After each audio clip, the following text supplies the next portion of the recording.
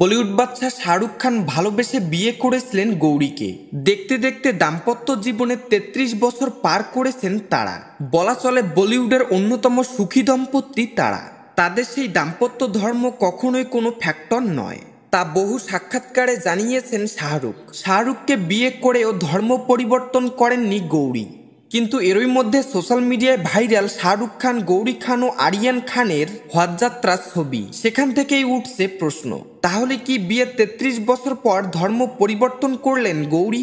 ১৯৯১ সালের ২৫ অক্টোবর হিন্দু রীতি মেনে বিয়ে করেন গৌরী ও শাহরুখ। সেই সময় শাহরুখ ছিলেন স্ট্রাগলার।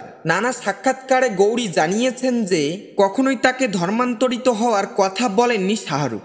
এমনকি শাহরুখ খান নিজেও পাঠানো জওয়ান রিলিজের আগে তিরুপতি গিয়েছিলেন। এদিকে শাহরুখ ও গৌরীর সন্তান আরিয়ান জন্মেছেন ১৯৯৭ সালে, সুহানা জন্মেছেন ২০০০ ও আব্রাহাম জন্মেছেন ২০১৩ সালে। ছোট থেকেই সন্তানদের ধর্মনিরপেক্ষ পরিবেশে বড় করে তুলেছেন। মান্নাতে প্রতি বছর ঘটা করে পালন করা হয় দিওয়ালি ও ঈদ। সম্প্রতি এক সাক্ষাতে গৌরী নিজেই জানান যে আরিয়ান তার বাবার ধর্মে বিশ্বাসী।